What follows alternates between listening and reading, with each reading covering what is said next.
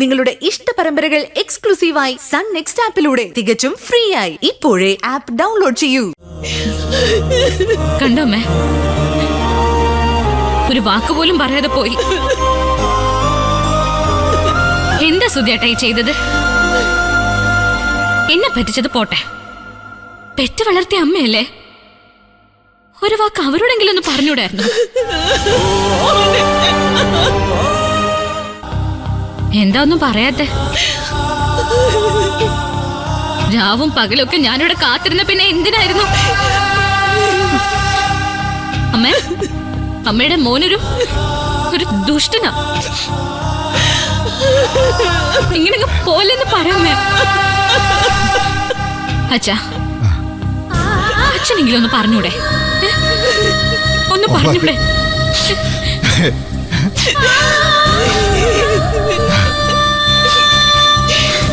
മോനെ, എന്റെ പൊന്നു മോനെ, എന്താടാ നീ കാണിച്ചത്? ഞങ്ങൾ ഇനി ആർക്കു വേണ്ടി ജീവിക്കും?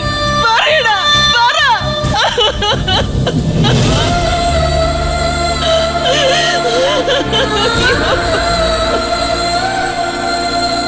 പോയിക്കോ, ഇങ്ങോട്ടാന്ന് വെച്ചോ പോയിക്കോ. എനിക്ക് ആരുമില്ലെന്ന് അറിഞ്ഞൂടായിരുന്നു, എന്നിട്ടും പോയി. എന്തിനാ സുധേട്ടാ പോയത്? ഇവിടുന്ന് ഇറങ്ങിയ പുതിയ വീട്ടിൽ പോയി ഒരുമിച്ച് താമസിക്കാന്ന് എന്നോട് വാക്ക് പറഞ്ഞിരുന്നല്ലേ, മറന്നോ അതൊക്കെ?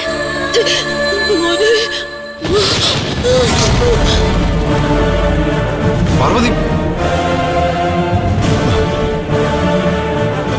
പാർവതി, പാർവതി,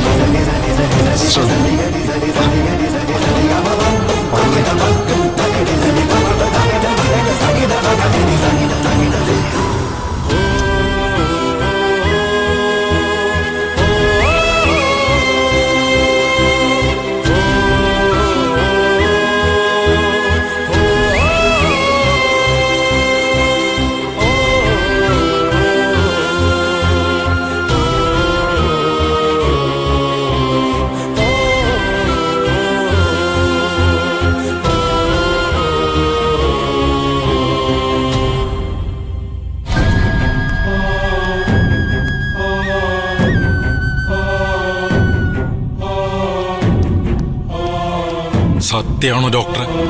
സുധിക്ക് മരുന്ന് മാറിക്കൊടുത്താണോ? ഞാനിത് വിശ്വസിക്കില്ല. ഡോക്ടറെ കയ്യിൽ നിന്ന് ഇങ്ങനെ ഒരു കൈപ്പിഴ പറ്റില്ല, എനിക്ക് ഉറപ്പാ. അറിഞ്ഞുകൊണ്ടല്ലെങ്കിലും ആ ഇഞ്ചക്ഷൻ ഞാൻ തന്നെ കൊടുത്തത്. ആൾട്ടർനേറ്റീവ് മെഡിസിൻ ആണെന്ന് ഒരു വാക്ക് ആ സിസ്റ്റർ പറഞ്ഞില്ല. വെപ്രാളത്തിനിടയിൽ ഞാനത് ശ്രദ്ധിച്ചുമില്ല. ഇന്നുവരെ എനിക്കിങ്ങനെ ഒരു അബദ്ധം പറ്റിയിട്ടില്ല. ദേവികയുടെ മുഖത്ത് ഞാൻ ഇനി എങ്ങനെ നോക്കും? അവൾ എന്നോട് ചോദിച്ച ചോദ്യത്തിന് മുമ്പിൽ ഞാൻ നിന്ന് ഒരുക്കിപ്പോയി. ആ സുനിത ഡോക്ടറെ വെറുതെ വിടരുത്. അവർക്കല്ലേ ഫാർമസിന്റെ ചാർജ്. ഒരു മരുന്നിന് പകരം മറ്റൊരു മരുന്നാണ് തരുന്നതെങ്കിൽ അത് പറയണ്ടേ? അവര് മൊത്തത്തിലൊരു ഉടായ്പാണെന്ന് എനിക്ക് പണ്ടേ തോന്നിയിട്ടുണ്ട്. ജയശങ്കർ സാറിന്റെ അടുത്ത് കുറച്ചധികം സ്വാധീനമുണ്ടെന്നുള്ള ഒരു അഹങ്കാരം ഉണ്ടാവർക്ക്. ഒരു കുടുംബം അനാഥമായി. അബദ്ധത്തിലാണെങ്കിലും ഞാനും അതിന് കാരണക്കാരനായി മാറി. ദേവികയുടെ ജീവിതം പെരുവഴിയിലായി പോയില്ലേ സ്വാമി? അവനെ രക്ഷിക്കാനുള്ള അവസാന ശ്രമത്തിലായിരുന്നു ഞാൻ. എനിക്കുറപ്പുണ്ട്, ആ മരുന്ന് മാറിയില്ലായിരുന്നെങ്കിൽ സുധി രക്ഷപ്പെട്ടേനെ. ഒരു ഡോക്ടർ തന്റെ പ്രാണനെ പോലെ വിശ്വസിക്കുന്നത് കൂടെ നിൽക്കുന്നവരെ. ഒരു ജീവൻ കയ്യിൽ നിന്ന് വഴുതി പോകാൻ തുടങ്ങുമ്പോൾ തിരിച്ചു പിടിക്കുന്നത് കൂടെ നിൽക്കുന്നവരുടെ സഹായം കൊണ്ടാണ്. അതിനിടയിൽ ഇങ്ങനൊരു ചതി എനിക്ക് ആലോചിക്കാൻ പോലും പറ്റുന്നില്ല. ഡോക്ടറെ, അക്ഷര മാഡം സുനിത ഡോക്ടറുമായിട്ട് ഈ അടുത്തായിട്ട് പതിവില്ലാത്തൊരു കൂട്ടുകെട്ട് ഉണ്ടായിട്ടുണ്ട്. സുധിയുടെ കാര്യത്തിൽ പൈസ അടച്ചിട്ടില്ല എന്നുള്ള കംപ്ലൈന്റ് അക്ഷര മാഡത്തിനോട് പറഞ്ഞത് ഈ സുനിത ഡോക്ടറാ. അതിനൊക്കെ എനിക്ക് തെളിവ് കിട്ടിയിട്ടുണ്ട്. അവരുടെ കൂട്ടുകെട്ടിന്റെ ഭാഗമായിട്ടാണോ ഈ മരുന്ന് മാറ്റുന്നത്? എനിക്ക് സംശയമുണ്ടോ? എന്റെ കരിയറിൽ ഒരു ബ്ലാക്ക് മാർക്കായത്. അതിന് കാരണക്കാരായ ആരെയും ഞാൻ വെറുതെ വിടില്ല.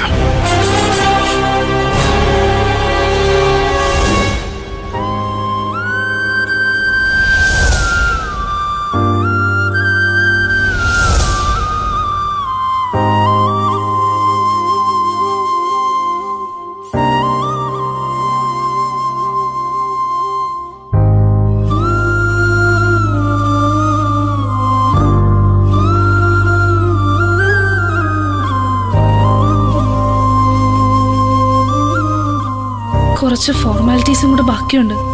വരൂ.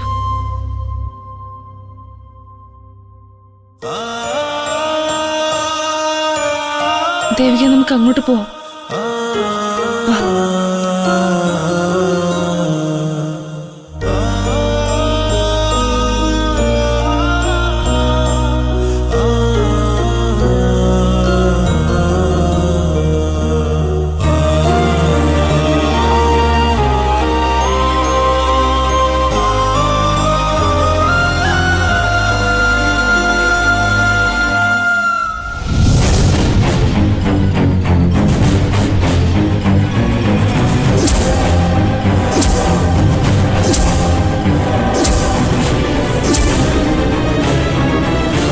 എങ്ങനെയെങ്കിലും ഈ പ്രശ്നം പരിഹരിച്ചേ പറ്റൂ.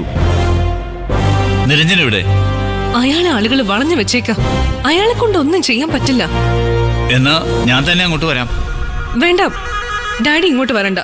അത് കൂടുതൽ പ്രശ്നമാവും. ആളുകൾ വയലന്റ് ആണ് ഓൾറെഡി. പിന്നെ എന്ത് ചെയ്യും? ഹോസ്പിറ്റലിലെ റെപ്യൂട്ടേഷൻ ഇല്ലാതാവും. അതിന് കാരണം ഡാഡിയുടെ മരുമകനാ. മീഡിയ എങ്ങാനിത് അറിഞ്ഞ അതോടെ എല്ലാം തീർന്നു. ലോക്കൽ യൂട്യൂബേഴ്സും പൊതുജനങ്ങളും എല്ലാരും കൂടി എടുത്തിട്ട് അലക്കി വെളുപ്പിക്കും. മിക്കവാറും അവർക്ക് വലിയ കോമ്പൻസേഷൻ കൊടുക്കേണ്ടി വരും. അതല്ലേ ഞാൻ അങ്ങോട്ട് വരാമെന്ന് പറഞ്ഞത്. ഡാഡിക്ക് അവരോട് ബാർഗെയിൻ ചെയ്ത് സംസാരിക്കാൻ പറ്റില്ല.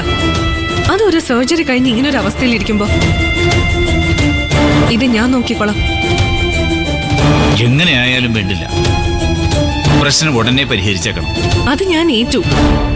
എല്ലാം കഴിഞ്ഞ് ഞാൻ ഡാഡിയെ വിളിച്ചോളാം. ശരി.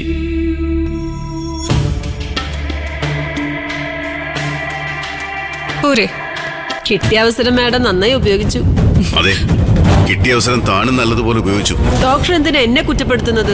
ഞാൻ എഴുതിയ മെഡിസിന് പകരം ഓൾട്ടർനേറ്റീവ് കൊടുക്കാൻ നിങ്ങൾക്ക് എങ്ങനെ ധൈര്യം വന്നു? ആ മെഡിസിൻ സ്റ്റോക്കിലായിരുന്നു. ഇത് സെയിം കണ്ടന്റ് അല്ലേ? പിന്നെന്താ? Shut up.